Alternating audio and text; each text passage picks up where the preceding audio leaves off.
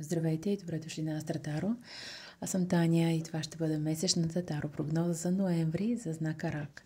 И тези от вас, които са под силното негово влияние. Не забравяйте, че това е обща прогноза. Приемайте всичко умерено и това, което ще видим за ноември, ще бъде нещо по-важно през този месец. По-важна тема, по-важна енергия, по-осезаема тенденция. Започвате раци с осмица мечове. Влизате в ноември в малко по-трудно положение. В вашия живот в момента има известно незнание и ограничение. Едни по-тесни рамки, в които се намирате. Това може да бъде неудобство.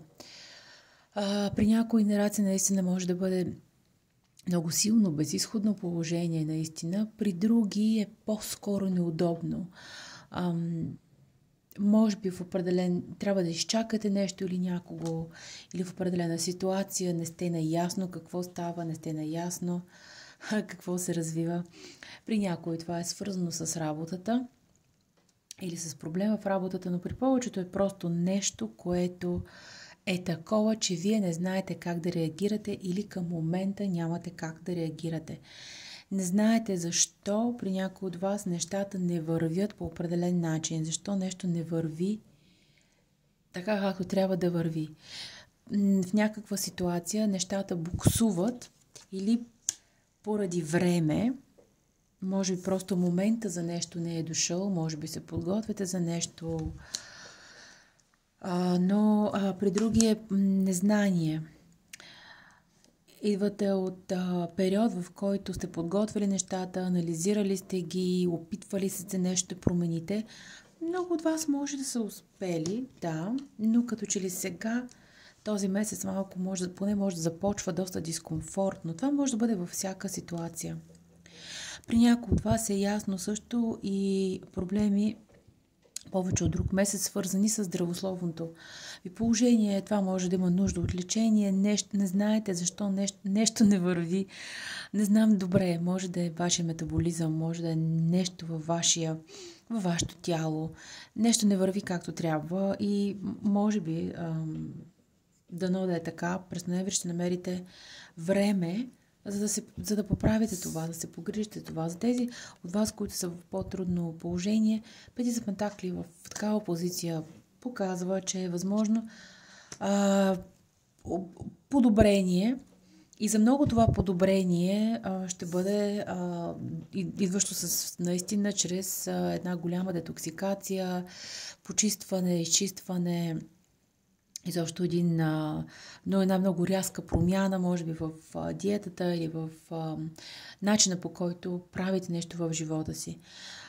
Кулата показва месец или по-голямата част от месеца, че хубаво, на дискомфорт.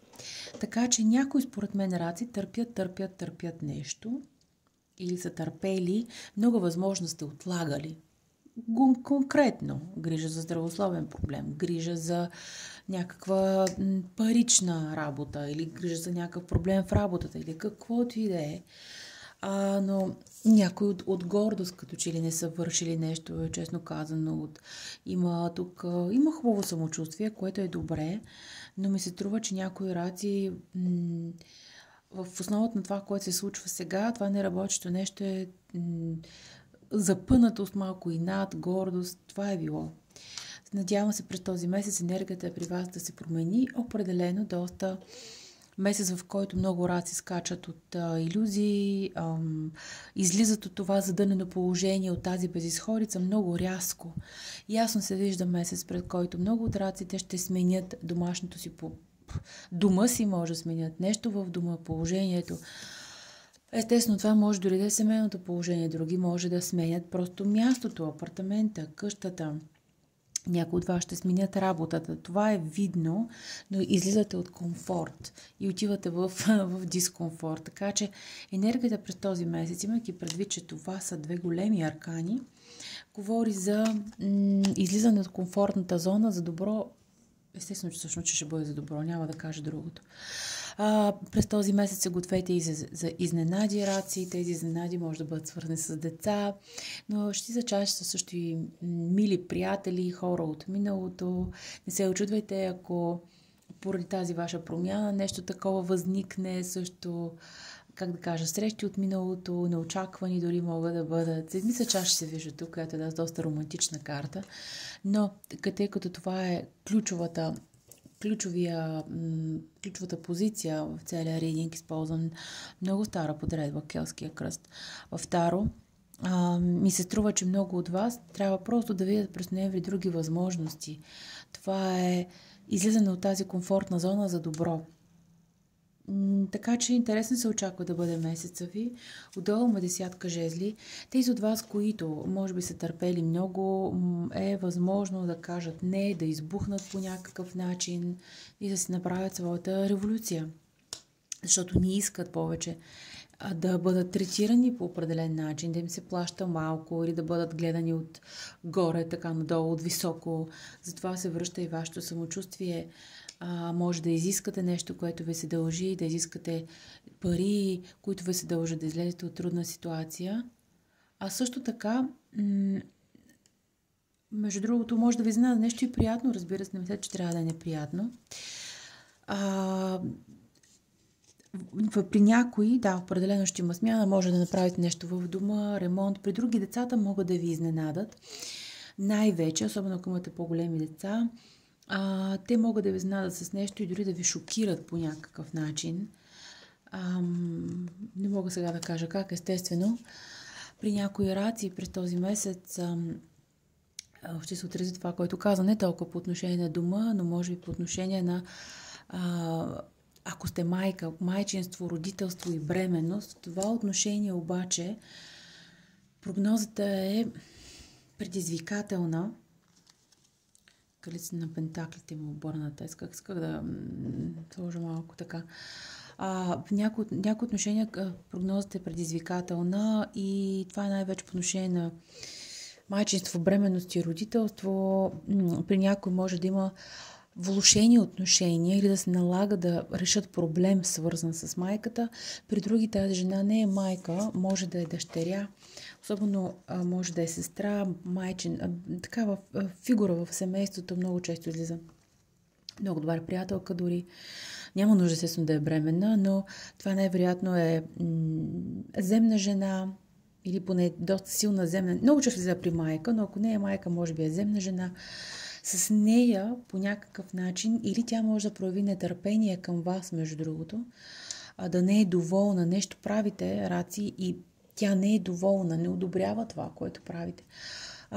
При други може да тази жена да е всякаква отново във вашия живот, обикновено по-близка, но тя може би няма да внимавате в този смисъл, рачета, през този месец, внимавате с вашето поведение, особено твърде много избухливо, с прекалено много, как да кажа, неумереност, непринуденост дори, прекалено шантово поведение, може много да разочарова и да отблъсне някоя жена от вашия живот, а вие може това може да не е добре.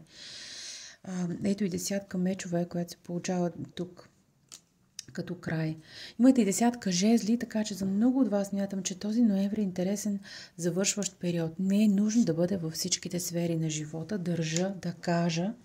Може да е работа, може да е дом, при някои може да е отношения, разбира се.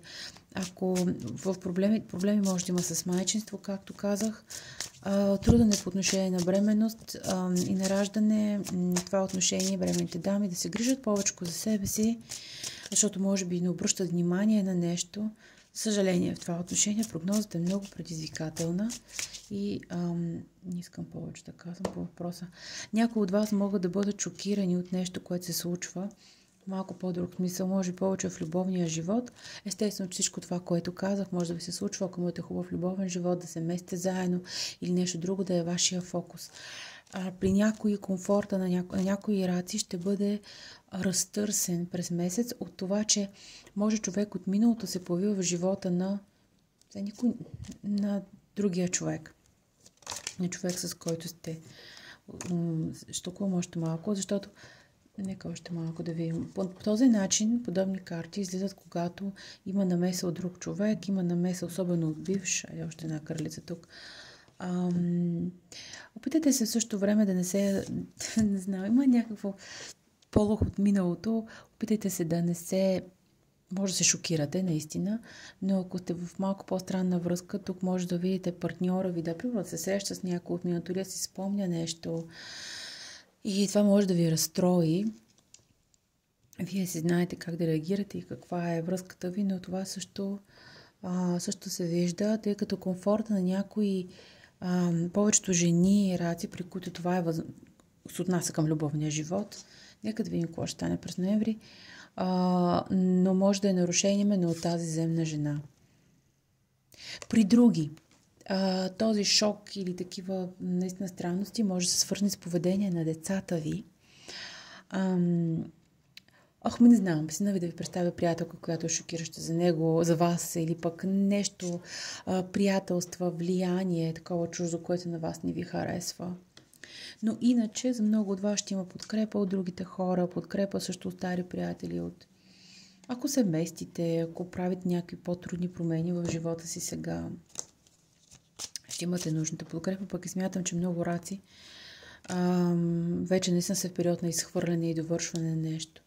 Ключовият фактор тук също е малко да помечтаете, да дадете шанс на това, което не знаете, се появи в живота ви. Може да е хубаво. Картата на бедността. Тук излиза, когато човек има финансови проблеми или пък се намира в ситуация, която го кара да се чувства малко изхабен, зле. За здравето е предизвикателно. Пазете си здравето, грижете се за себе си. При други, както казах, тези трудности са свързани с работата. Някои от вас може дори да вдигнат тачка, да решат да напуснат, да направят нещо много фрапиращо в живота си в това отношение, тъй като се чувстват твърде зле или пък се чувстват недооценени, незаплатени и така нататък.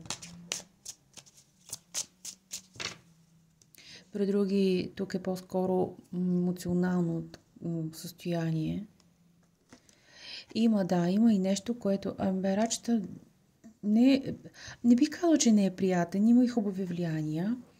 Малко, но понякога може да е шокиращ, такъв хаотичен, знаете ли, хаотичен месец. Много от вас може наистина да поставят край на някакъв хаос и затова още сте в него. Примерно, когато почиствате една мръсна стая, вие я почиствате, но още в нея.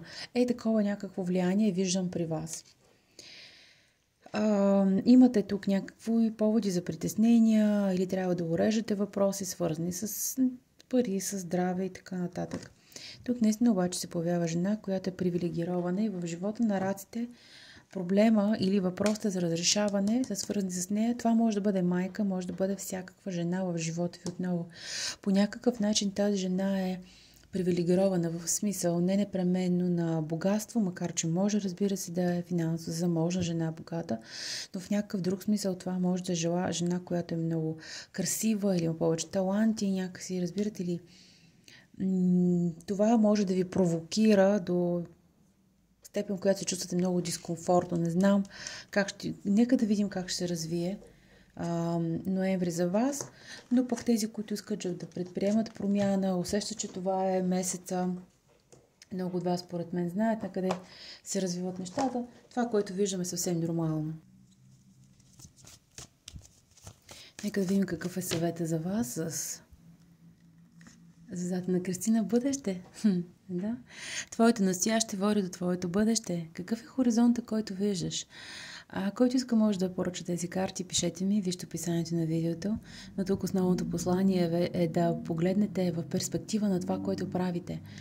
Място, където живеете, това с което се занимавате, връзката, в която сте, навика, който имате и така нататък. И да погледнете по-надалеко. Ноември месец е предизвикателен в астрологическо отношение, но може да бъде много полезен, естествено. Бъдеще. Нека да видим още нещо за вас с Everyday Witch, оракулските карти.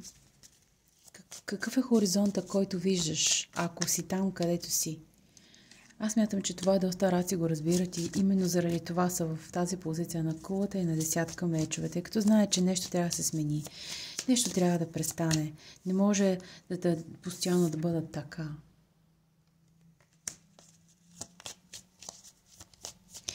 При някои от раците може да бъде с човек, който не може да забрави миналото. Също в любовта.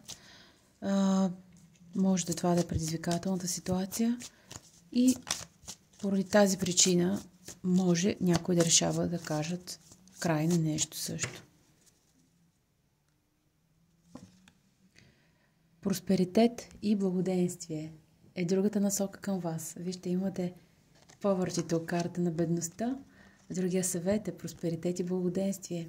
Естествено мога да кажа не само финансов, материален, но вижте тази женица тук се стои с винцето, тортата е тук, в една хубава градина. Има повече усещане за комфорт, а вие имате обърнатата карта на дискомфорта. Но за много от вас, за да стигнете тук, трябва първо да станете от този стол, за да седнете на друг по-хубав, по-подходящ за вас, така да се каже. Благодаря ви, рачите. Желая ви всичко добро.